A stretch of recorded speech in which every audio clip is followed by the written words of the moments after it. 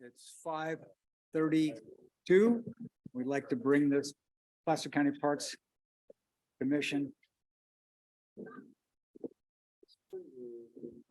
Placer County Parks and Open Space Commission to order. So we'd like to bring the October 27th meeting to order.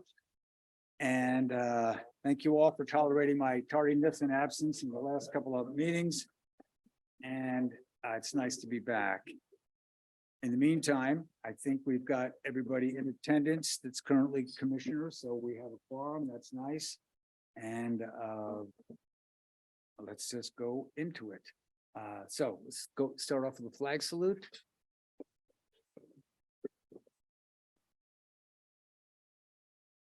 The flag of the United States of America, to the republic which it stands, one nation, under God, indivisible, with liberty and justice for all.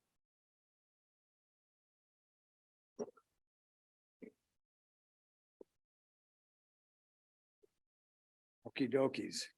So I think as far as who's present on the commission, we have Ann, we have David, we have Virgil, we have Jim, we have myself, Bergman, and we have Jeremy.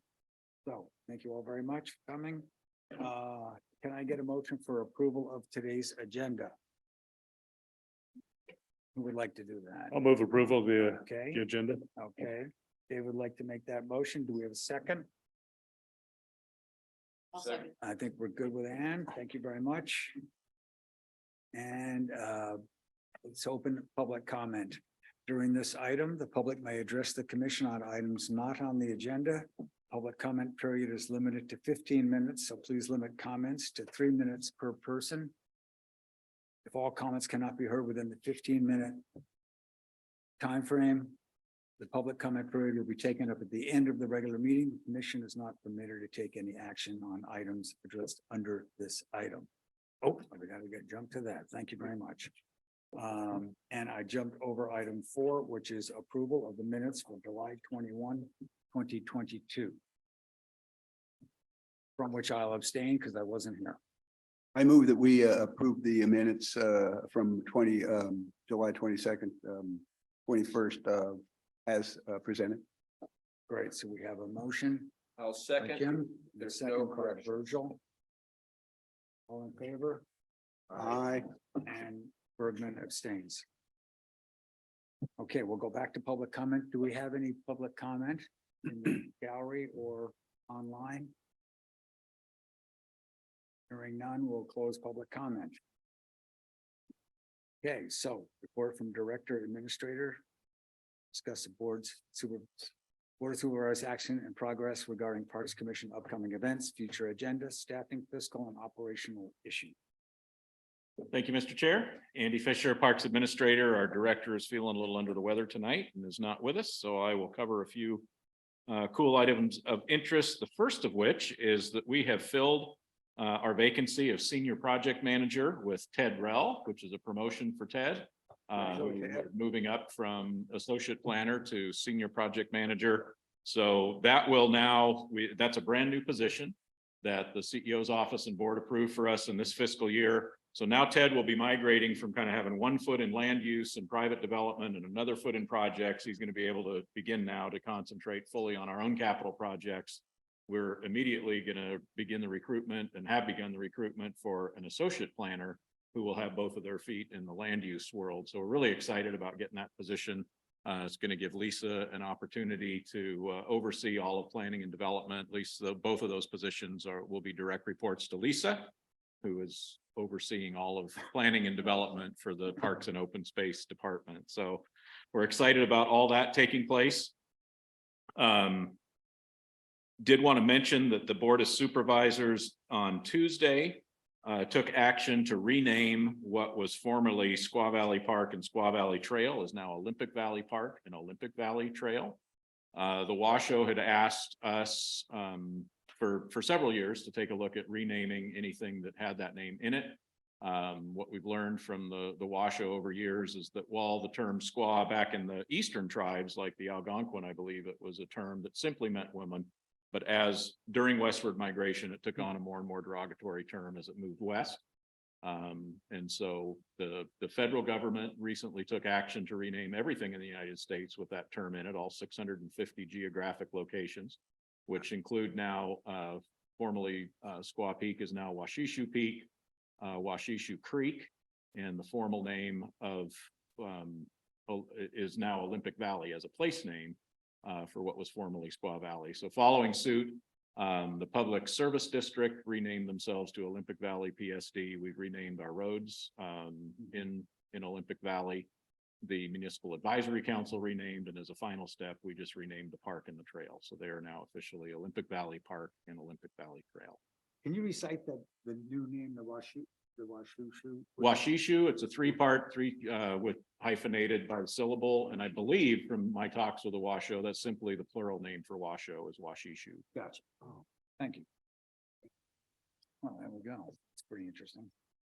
Last year, you had a chance to tour some of the properties in West Placer, including Riola Vineyards, where the trail, our class 1 trail now goes from Cook Riola Road to Willerga Road in West Placer along Dry Creek.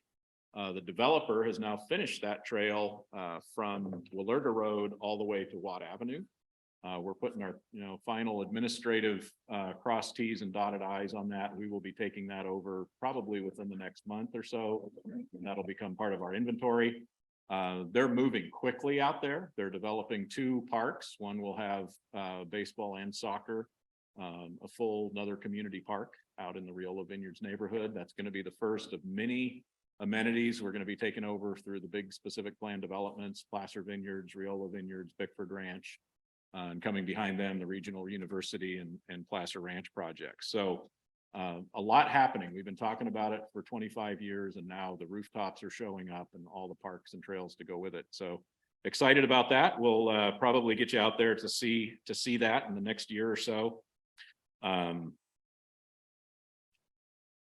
And let's see. And also, if you were not able to attend, we did have a grand opening ceremony for the Martis Valley Trail segment that's now complete between the town of Truckee and North Star Drive. So excited about that.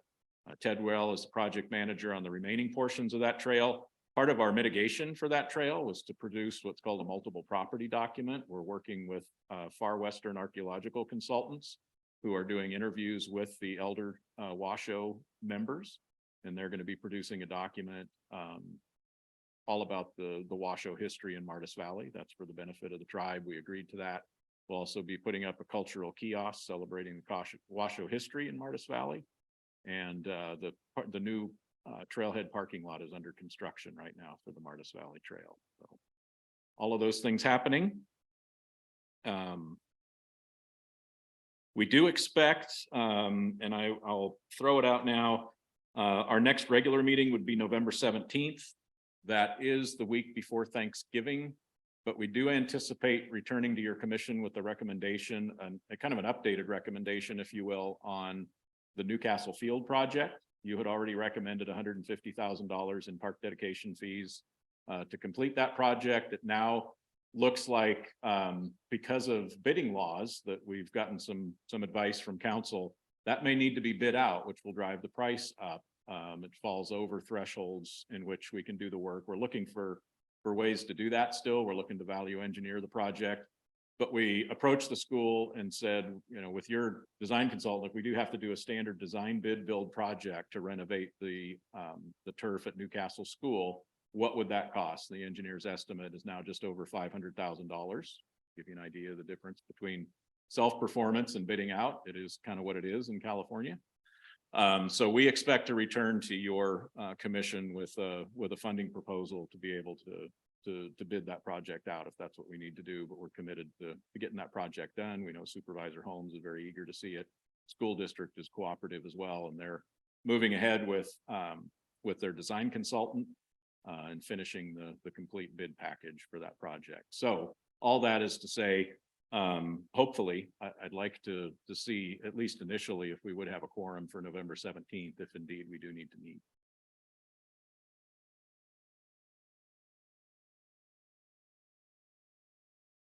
That is at least one item that we would like to be able to approach your commission with so that we could get to the board in December and then bid the project out early in With, 2023. with some suggestions for additional funding. Yes. So we'll flesh out the item itself as, between now and then to bring before your board, but what I wanted to mention under this item was to just see give you a little heads up on what's coming and see if it looks like we have a quorum, if any of you are aware of any conflicts. Or if we could plan on that meeting if we need to. Oftentimes we do wind up canceling the week before Thanksgiving, but in this case, it looks like we may need you. Very good. And that is all I had under the report from the director and administrator. Andy, filling seat 2. Wagons district for Parks Commissioner. I think naturally at this point, awaiting the outcome of the election, just in deference to who the new supervisor will be for District 2 with Supervisor Wygant retiring. We will, when we find out who the new supervisor is going to be, I think we'll press them again to see if we can find a good candidate to fill that position. And one other thing, have you heard any further information about Bear River Campground and the contract with the county and the state or whatever is going on there? Is it still up in the air? Right now, with the agreement we have with the state does expire on November 12th. They did, as part of the expiring agreement, required us to go up and we did remove the campfire rings, barbecues, tables, and benches. That really has nothing to do with what the ultimate long-term management schema will be up there. It was just a term of that agreement that we had to fulfill. We are having talks with the state right now about what an interim management strategy might be during a time that would give them an opportunity to look for a long-term management plan for Bear River. I think the county may have some openness to make sure on behalf of the constituents of Colfax that there's not just a drop off of service. So I think we're talking with the state about what that might look like, but we've not reached any kind of a formal agreement. I do expect by the time we meet November 17th, we should have some information, hopefully on what that may look like, at least over the next couple of years.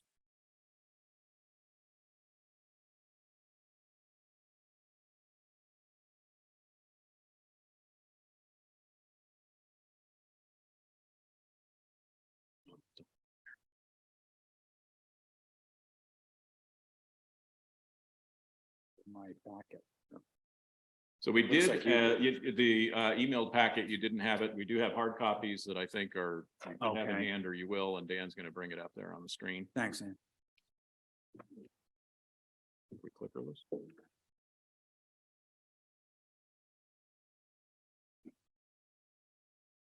No, city. And Jared, oh, here comes the clicker. All right, thank you. Sorry about that. All right.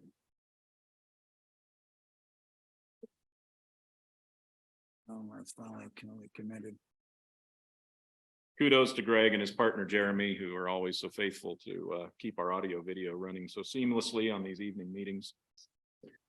Turning to the park fee report, I just want to give a shout out to Dina, our administrative and fiscal officer, who has been scouring over these accounts. Each of these accounts has its own fund and cost center, meticulously looked over individually for a while.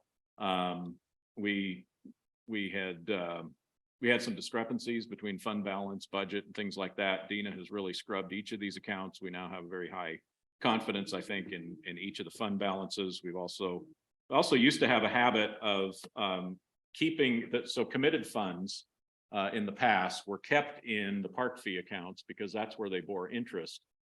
We've now set up our own cost center for capital projects, so we can immediately move funds from the park dedication fee account into a dedicated cost center for our capital projects and continue to gain interest.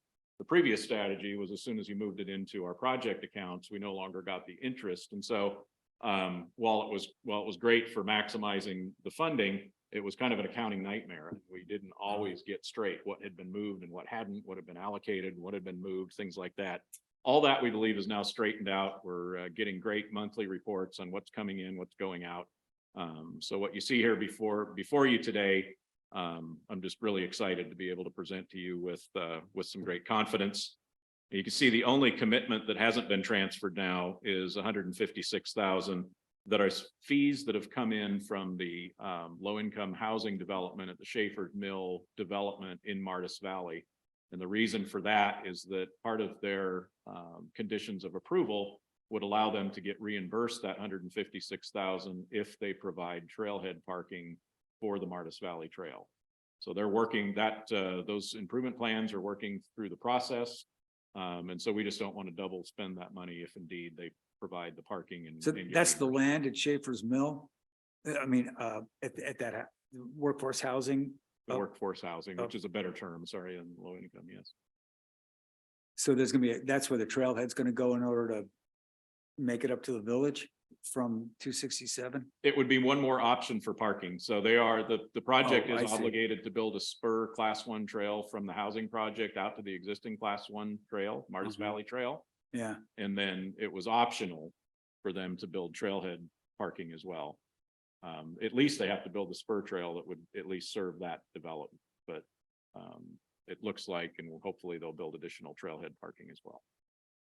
Public, for the public in general, not just the residents of the development. gotcha. Okay. Okay, so I don't have the benefit of old values. Have these fund balances changed much? They're all growing at a pretty steady rate. I did want to draw your attention to the Ophir Newcastle area. So if we approach your commission, we expect to approach your commission with a funding plan for the Newcastle Trail. That would, you can see in there, 342,000. The leagues that would play on the Newcastle field also come from Loomis. So I think we also would have our eye on some of the funding from the Loomis Basin account. That may be a couple of the sources we put together and do a recommendation for how to build that Newcastle field. Both of those are growing accounts, which is interesting because there aren't many large subdivisions there. So I assume that's coming in as one-off building permits and granny flats and things like that. All right. Okay, well, thank you for that. Well, a couple other things I'll mention. We do anticipate a request by North Tahoe Public Utility District for some improvements at their North Tahoe Regional Park that would draw from Area 1.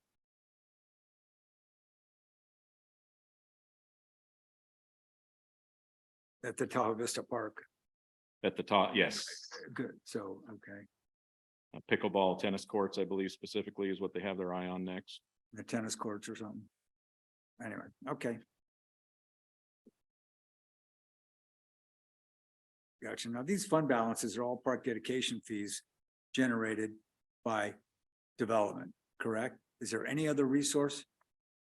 Each of these fees they're all one-time fees paid at the time of Right. development. Yes, So if the community is not developing, the fees are atrophying with no funding, correct. right? Okay.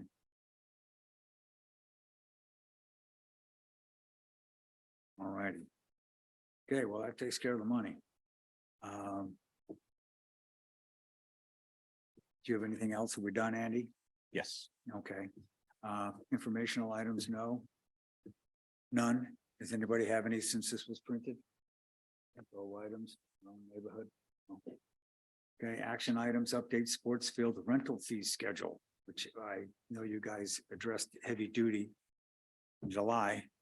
And now you've come back with an update, so let's see what we can learn. I'm going to turn this item over to Dan Fauner, but I do just want to point out right from the outset some errata within this. So the packet you received originally did not have some of the notes at the bottom, and so you received an updated packet. And then the updated packet that you received, Tracy and I were both not here last week. Things were kind of flying around, so I apologize to have to announce a couple of errata, but I want to be very clear about what we're asking for. And the final thing that was not in your packet that needed to be changed out was the recommendation of the fees for the first year. In the packet you received, it said the first incremental raise would be to $15 an hour for a natural turf field. The correct number is $13 an hour. So I just wanted to put that on the record. I think the slides that we'll show you tonight are correct. Your staff report is correct, but I just want to make sure that we're all talking about the same schedule that we're proposing. And with that, I'll turn it over to Dan to introduce the item. Thank you. First off, I did want to share one little fun thing from our parks field staff is our admin team sent them on a little team building equipment expo last month, and they won the CPRS Parks Rodeo. They took first place. So they a bunch of different park themed games for park workers, and anyways, I'm real proud of the guys. They pulled together and made a great team, and they were really excited to come home with a trophy.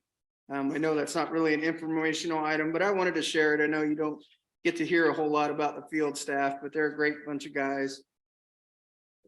And now we're going to dig into the rental policy. And as you mentioned, we have been talking about this for quite a while. You know, we started this last year looking at the fee structure and everything else. And I know you've seen the comparisons from the other local agencies and kind of what they're charging, hourly rates and everything. And then down here is what we have been charging currently. And when we had our last meeting and we had some folks come up and some public comments and some comments from the commissioners, was that they felt that a sliding fee incremental increase would be less of an impact on all the local leagues. So the next several slides are going to break it down year by year, but here's kind of like Andy mentioned, the first increase to next year is 13, then 22 and 30. And then the synthetic turf is increased 26, 44 and 60. And that's to help offset the cost that we talked about. It's so expensive to replace artificial turf. And when we looked around locally, that's pretty much a bargain because everybody's charging at least $100 an hour for synthetic turf. So, you know, we're kind of looking at the whole idea is to put that money back into the field, right? Or start a fund to where we can save that fund, that savings, you know, have a savings. So every 10 years, 12 years, whatever it takes, we don't have to come here and go, well, we need another $500,000 for another new field. We can say, you know, that we have this replacement fund savings, and we can offset that cost.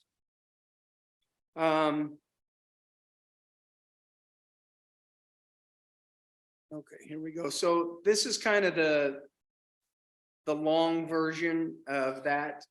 You can kind of see each one of our facilities is listed. This is kind of a 10-page document listing, starting off with the 2023 calendar year. And you'll see and this is kind of the existing fee structure, and it's modified. That's why you see all the stuff strike through. And then different comments along here. So essentially, like I said, we're looking at for 2023 increasing the field from whatever they're paying. Most of them are nonprofit, so $2 to $13, and then incrementally going up over a 3-year period. And you'll see some of this right here is where we've just consolidated and made it simpler. Instead of having 4 different fee structures for every facility, we're just baselining it and making it simpler for the whole structure. This is the original one. It's 10 pages. The new one is 3. So you can see that it's pretty extensive. It goes through each and every one. We just recently changed the name for Olympic Valley, so that change will also go into effect when the new fee schedule comes in. And then there's some notes. These are kind of the notes that that we talked about. Eureka Union School District has a long standing because we built that on the property, and so they don't get charged when they use the soccer field. Here's some other notes about peak times and overflow parking conditions. Batting cages, we're kind of looking at revising our rules for batting cages. So these are all the kind of the notes for the fee structure here. One of the key things is that we looked at was giving leagues that volunteer some credit for their volunteer, like if they come in and they paint the bleachers or they, paint the restrooms or they do some volunteer work, because a lot of them like to do that. Then the director would have the authority to give them kind of a discounted fee for the year. He could set aside whatever, to compensate the team for their volunteer. And then the other one is for teams that live in an area like Granite Bay that pay into a CSA. If more than 50% of their roster is kids that live in that CSA, they would get a 50% discount on their field rates. So that we do have a few teams that would benefit them pretty heavily. We'll go on, here's 2024. So again, this is where we're looking at increasing. So the general field increase will be $22 for turf and then $44 for artificial. Again, it's kind of the same structure. We're just incrementally increasing this for 2024. And then there's the rest of the facilities. And we did add a kind of a note at the bottom, because we're taking into consideration that with the expansion out at Villalobos Vineyards, we're going to have new parks. And we don't want to have to go to the board every time we get a new park to ask to have the same fee structure that we have at the other parks.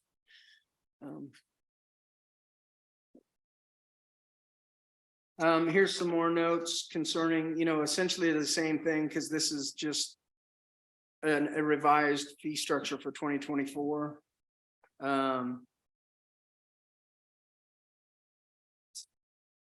I'll say a note about the format. As you can see, it does look a little repetitive, but the reason why is that this schedule is by ordinance, by the public recreation ordinance. The board adopts the schedule by resolution. So this is the schedule that would be attached to the resolution, and we're just adopting it 3 years in advance. So it is repetitive. So only the changes year over year are underlined and shown in track changes. Okay, I was a little, when you look at note number 12 about the damage deposit for the leagues, and there's a little editorial on, I'll say it as a number, but above the chart where it may be refunded if there is no damage, and it looked like an administrative nightmare to keep track of all that stuff to me. Have you guys already been doing it in that fashion, that it hasn't turned into like, who damaged it, what, the who's responsible for having their refund, how much do they get back on their refund? We didn't do it, the other league did it, that kind of situation. Have you bumped into that? Or it's been pretty smooth?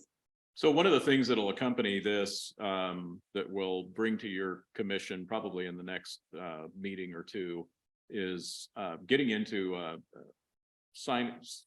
entering into more detailed agreements with leagues, particularly that have a big presence on our field and have amenities on our field and operate snack bars and stripe the fields to their liking and things like that, where we really are wanting to start defining roles and responsibilities more. And we want to have some way of being able to respond to recurrent damage. Key to this provision that we've written in here, and again, everything before you is a recommendation for discussion tonight. But key to it is we wanted something, an actual cash in hand deposit where we wouldn't fritter it away on administrative expenses, but the hard cost of removing graffiti, for example, when people recurrently leave their spray cans out. Just as one example, things like that. We wanted a method of having some tangible cash teeth to be able to repair those things as an incentive to the very rare but occasional leagues that, as they as they change leadership year over year and coaches and things like that, occasionally they go a little bit rogue and need some guidance to bring them back in. And so that was the idea behind this, was to have something tangible that we could draw from right away that was equitable, but a little bit painful when we do have to spend real tax dollars to go fix those things.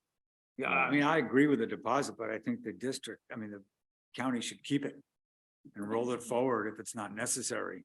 And I think that is one of the things here, that would probably be the most common Yeah, thing that we Yeah. would do.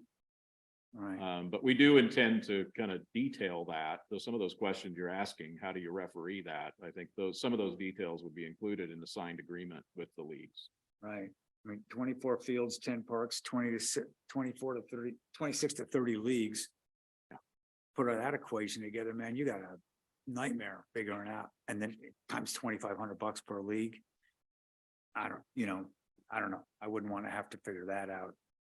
That's point well taken. Yeah. Virgil. Oh, sorry.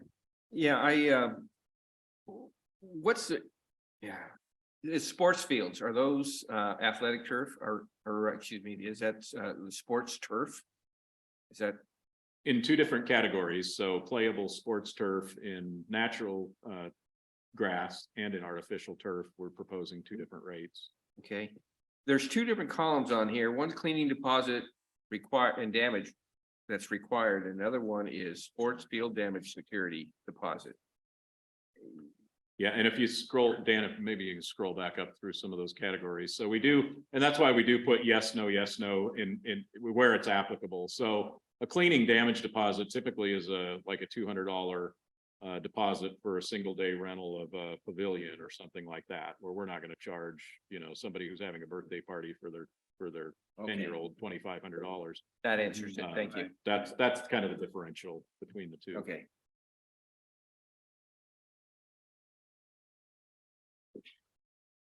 so one of the things we do currently do, and I'll just throw this out there, is that, typically our staff is in the field every morning, and a lot of times, we can look at the calendar, we know who was playing last night, and if they left their marking paint out and now the children have decided to draw things on walls and it's kind of like, well, it was the league's responsibility to put that paint away.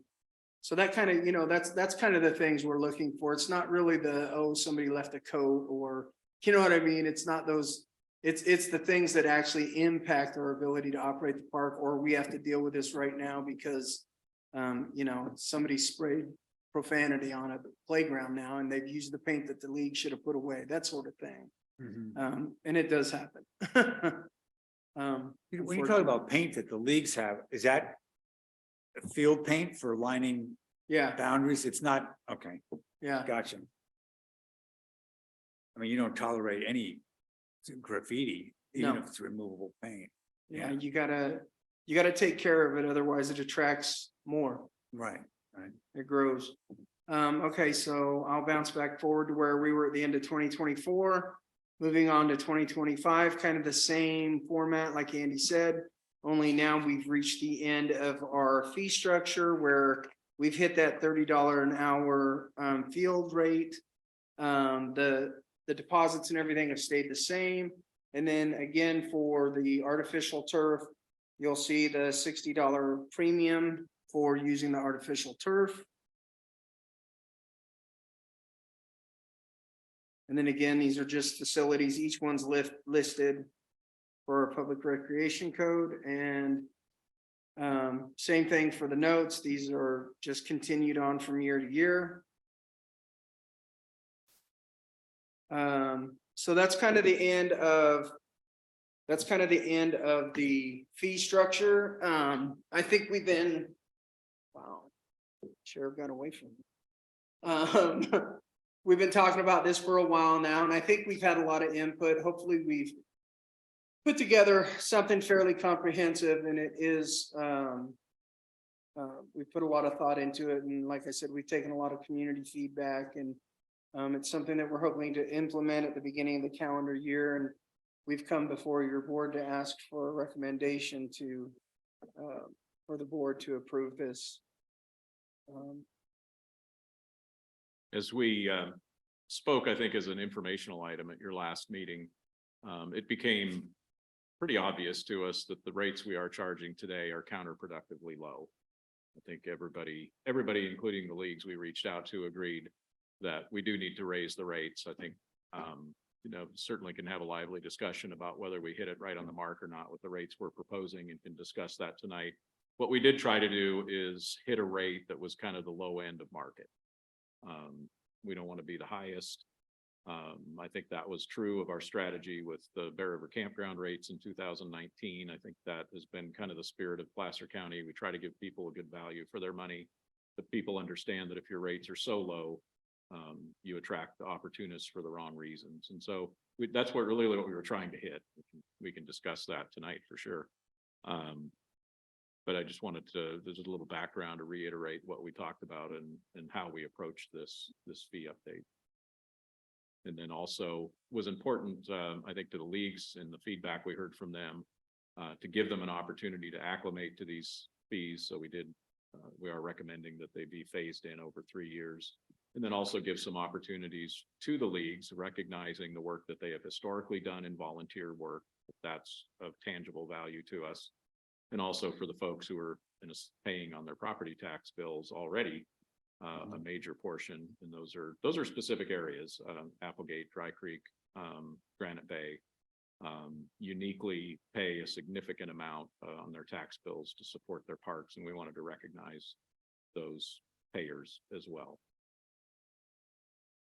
Mr. Chairman, I got a question, if I can. Last question is when was the last time that the fees were adjusted?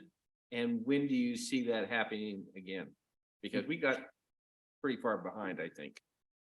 We did. The last time was before my tenure, so it was previous to 2003. So it's been at least 20 years since we've adjusted these fees. And do you think this is something that should be reviewed every 5 years or so? Or is that too often? That's a good question. I wonder if I don't know, it's already drafted now, but if you put an index on this thing, so you don't have to go back to the Board of Soups every time you want to raise it 3%. Is that? I don't know if that throws monkey wrench, bucket of cold water on getting this thing done. But the way things are with costs, it seemed to me that you would want to make it periodic adjustments without having to go through the exercise of developing a whole new schedule. That's a good thought. I would suggest perhaps, since we do have a recommendation of a staggered 3-year fee, that we put it as a tickler to come back before 3 years, and look at what happens after 2025, perhaps. Right. And it sounds like you're anticipating that some of the non-resident league usage will be less by virtue of this rate increase. Didn't I gather that from some of the copy in here? I think we anticipate that. Is why we were a little reluctant to put too fine a point on the revenue we believe that will generate, because I do think it will affect behavior. Yeah. Gotcha. I have a question. Yeah, and So the security deposit, the 2,500 per year per league, is that pretty common? I mean, I'm assuming we kind of researched it. It seems, just kind of, are we kind of in line with other Parks and Recs districts as far as the 2,500 amount? Frankly, we didn't benchmark that Okay. figure. We did talk to a couple of the leagues about it. Okay. And I think the major concern we heard from them is, well, what will you spend it on? If it's just the hard costs, if it's going out, if it's the staff person with the graffiti removal, that's one thing. If you're going to fritter it away on, administrative stuff, that's another. So we did write in here specifically that it was for those hard costs of damage, repair and graffiti removal and so forth. And then are there leagues that strictly use the artificial turf? I don't believe there's any that strictly use it. No, there is. Other than perhaps lacrosse or Yeah. Olympic Valley. They Park. kind of all use the Franklin field in the spring, early spring when they're doing tryouts and things like that, because most of the other fields are still closed due to, inclement weather. So there are leagues that use it. I wouldn't say regularly, but they kind of all share the artificial turf field. Everybody and most of the leagues use it at one time or another, whether it's for tryouts or as it gets hotter and closer to midsummer. We typically have less use of those fields because they just radiate heat. But yeah, And kind of where I was going with that question is, to me, if damage is done to an artificial turf, that seems like it would be more expensive to repair yeah. versus, maybe they've messed with some dirt or some sod on a Yeah. real grass field. Has there been any thought about those that use the AstroTurf or the artificial to maybe the deposits a little different? And I think, for example, when hopefully we'll be able to replace the Olympic Valley field turf, we've denied requests to plow that field. Some artificial turf is designed specifically for plowing. I know North Tahoe Regional Park does, but it always makes me cringe a little bit because one little tip of the blade can do a lot of damage. But I think like we're talking about coming up with a template agreement with some of the leagues, that would be our opportunity to say this is a unique case. And we do want some larger security for something like that if you're gonna say plow a field. Yeah.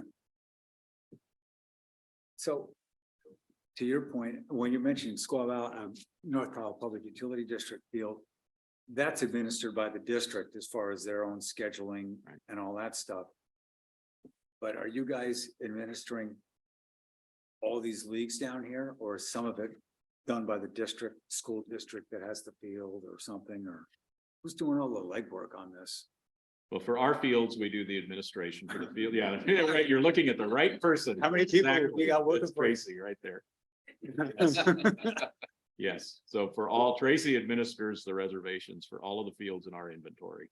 Now, most of the leagues that do rent from us also rent from school districts, from Right. cities, from other agencies, but Tracy is the go-to person for our fields.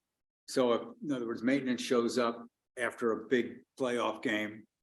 And then it gets back to you guys that, boy, the guys from North Jersey really trashed the field last night. And then it ends up for you to call them up and go, hey, what happened last night? Is that okay? I mean, I Yeah. don't know how frequent that might be. We try not to give Tracy the whistle that she has to blow and play referee. That falls on Dan, but Right, okay, yeah, Couple times a week at least. okay, gotcha. Yeah. And again, it's like anything else. You have some leagues that are very good about cleaning up and taking care of their fields because they understand that's an asset to their community. And then you have others that don't. Honestly, I'm hoping one of the effects of the deposit is we get less of the out of town traveling leagues because they're gonna go, well, we lost our $2 field and they're not even from the county and they're coming in to play 5 or 6 games. They trash the place and then they leave. Hopefully that will deter some of that sort of stuff happening. Right, yeah. I mean, it's a pretty dynamic, difficult situation. Yeah. So I'm assuming some of these fields are lit, No, none of them are? no. The only field that has any lighting is in Forest Hill and that was done quite some time ago. So the fields are closed when it gets dark. We just recently had to have a conversation with one of our leagues that decided to rent stadium lighting and roll it out on the football field. So yeah, it happens, but we try to crack down on that sort of stuff. Mhm. Okay, do we any other commissioner comments? No? Okay, well, let's see, this is an action item, am I correct, right? do we have anyone online yet? I was hoping some of the league folks that wanted to get here may have already. Oh, good point. No? Okay, Okay, nobody's out there in the ether? Okay, did want to emphasize to folks on the record that this item will go from the Parks Commission to the Board of Supervisors. So anyone who may look at this as a reporting later on, want everybody to know that there is another opportunity coming up to make Yeah. comments on this item as we take it to the board. gotcha. So we're looking for a motion, I guess, to adopt this rate change proposal? Correct. Do I have a motion? Yeah, I'd like to move that we approve an update to the Placer County Public Recreation Ordinance sports field rental rates as presented this evening. Okay, so we have a. I'll second motion. that. We have a motion and we have a second. Do we have any additional discussion? Well, I'd just like to say that I think you've done a very thorough job of identifying the issues and then and particularly with the stepped fee increases, you've taken into account some of the issues that some of the locals might have, and I think you've done a good job. Yeah, it's a tricky business. You can see by looking at this, particularly with the growing communities and the growing neighboring communities, non-Placer people. So I wish you the best of luck. So I'd like to call for a vote. All in favor? Aye. Opposed? Hearing none, motion passes. It's unanimous. Okay, Next item, I also turn to Dan to present. Thank you. So the next item that we're asking you to take action on is to recommend the County Board of Supervisors amend the scope and approval of the appropriation of park dedication fees in the amount of $150,000 from Recreation Area 10 Granite Bay area to Capital Project PJ 01956 for renovation of McMichael Field at Ronald L. Fice Park in Granite Bay to include the addition of Tree Lake Village Park turf renovation. So I'll talk about this for a little bit, and this is kind of an exciting one because if you'll remember when I came to you and I asked your commission for money in park dedication fee area 10 to redo McMichael Field, this is what McMichael Field looked like here at the top picture. These pictures here along the bottom was Granite Bay Grizzlies playing on McMichael Field about a month ago. And as you can see, that field is gorgeous. In addition to that, the other three fields that we have done at Fice Park, the baseball fields that we worked through with park dedication fees and other funds from the CSA, they recently held their Little League Championship, whatever that's called. And all the teams came from all over to participate, and we got nothing but praise saying, wow, you guys get to play on these fields every day. So our turf renovation program has been very successful. When we came to you back in, I believe it was February. Anyway, we had originally asked for $150,000 to redo this McMichael Field, which is part of the Granite Bay LNL.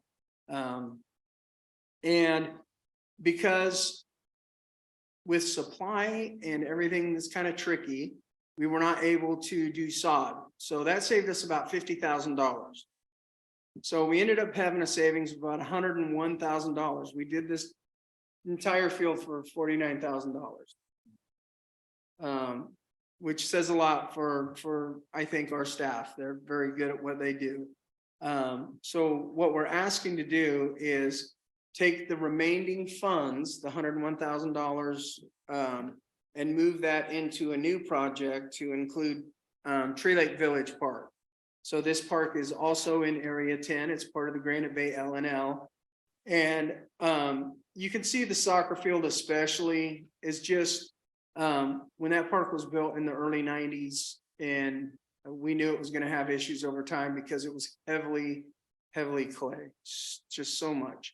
And we treated it for, I think, 3 years straight. When I had just started because this park was built a year after I started. So we had to treat these fields for like 3 years just to get them green. And you can kind of see in this little sidebar picture, that's the rutting that's on the current soccer field. It's in really rough shape. So all we're asking is to amend that request that we made and to include Tree Lake Park so that we don't have to put the funds back in the park dedication fee. We can just move them to a new project and we can start on Tree Lake. I do want to add that since we started doing the hybrid Bermuda program that I've been talking to you guys about for a couple years now, we've saved over 50 million gallons of water in Granite Bay alone. It's pretty impressive. Everyone loves the fields, especially Feist and Granite Bay Park, the ones that we did a few years ago. Loomis Park still looks amazing considering that sand is half loam and and sand. Mhm. So that's kind of what we're asking for. The action item is to, I guess I should have had my notes out. That was, I'm gonna step in for just a second, Dan, just because there's a couple of technical things. So this project, because of the timing and wanting to get going on the project, we've begun working on the board package at the same time we've been preparing your package, just slightly behind. And as we've worked that through, a couple of things have come to light. One, there's been a couple of outstanding, couple of final invoices that have come in. So when we said we had 101,000 in savings, we now believe that final number is 95,000 in savings, which will still give us enough to do the work. And then in the recommendation here, what we asked for is to increase the scope of the project PJ 01956 for McMichael Field to include Tree Lake. The folks that speak to our presentation of the board would prefer that we close the project, we make a new project for the Tree Lake Village turf renovation. So all that is to say, for your action tonight, I think could potentially be, if you agree with us, simplified to say that you would support and recommend the transfer of savings from the completed McMichael Field project into the project account for the Tree Lake Village Park turf renovation. That would suffice, and then we would take the technicalities from there. And then make it a subsequent application for when the budget becomes apparent for Tree Lake and go back and then come back, or what? Are you gonna think No. that's all we're gonna spend is the 95,000? So all we're saying is, yes, so we believe the project can be completed with the savings from the Michael project. Right, And just wanted to be in full transparency and disclosure. Because that wasn't included in your first recommendation. right, right. But we just wanted to enlarge the scope with that savings, so. Get two for one. Okay, so this is an action item. Do we have any commissioner comment? No? Okay, so sounds like a slam dunk. Can I get a motion to move the savings from the Yes, Mr. Chairman. McMichael Field turf? Mr. Chairman, I'd like to move that we take the savings Okay. from the McMichael Field turf renovation project and apply that to the turf renovations at Tree Lake Village Park. Perfect. All right, okay. Get a second on that Second. motion? Commissioner Tooker seconds that motion. Thank you for the motion. Virgil? All in favor? Aye. Any opposed? Hearing none, motion passes to move the money to Tree Lake Village Park. thank you. Okay. Okay, well, on to item 10, commissioner comments. Anybody want to talk about anything? It's been a hot winter or a hot winter, hot summer. I don't know where it is. I'm retired. I'm retired. It's been a hot summer. How have you done on your water We have, overall? we have still seen, you know, when they try to sell you the turf, they say, we guarantee you're gonna save 30 to 40% water. Our savings has been closer to 50%. Stations that we used to run for 45 minutes, 7 nights a week, we are now running for 15 minutes, 5 or 6 nights a week. So our savings are actually considerably higher. When I go through and I tally everything up, I do it on the conservative end, because if anybody challenges me, I'd much rather say, oh, look, I was wrong, I saved more. But it was still really good. I mean, through those hot days, the Bermuda grass just loves it. I mean, that's the benefit of that turf is it thrives on heat and low water. It's been a real journey for the last few years to see the way that we've we've turned around these fields and the water that we've saved is always kind of been one of the things I wanted to work on. My predecessor was very skeptical. He didn't think, but it's fortunately when he retired, I got to take that torch and run with it.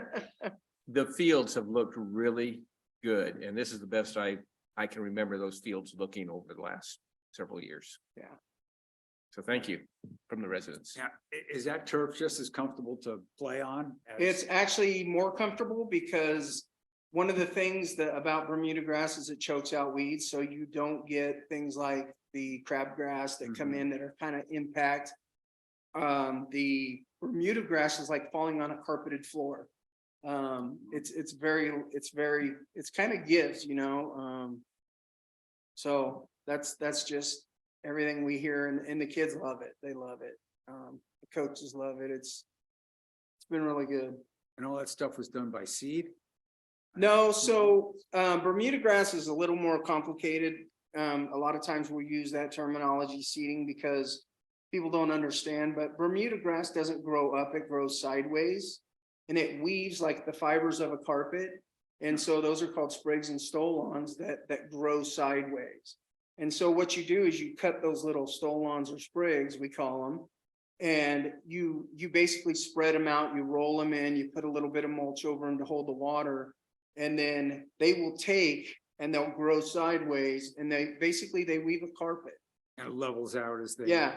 And then the other nice thing is it's self-repairing because it grows sideways and not up. When the kids in the soccer goals are grinding in that one spot over and over, that grass will continue to repair itself. Wow. You can get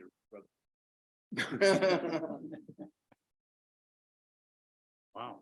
So as fields, traditional fields go south, you're aggressively using this stuff and it's available Yeah, wherever you buy it. yeah. It doesn't come from Bermuda, but whatever.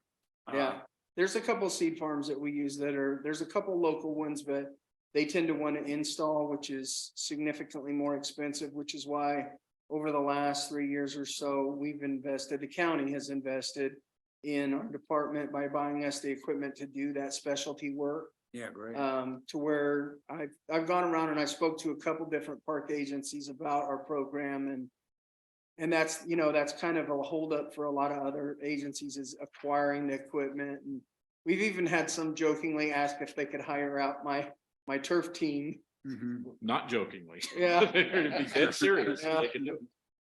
So, Ah, wow.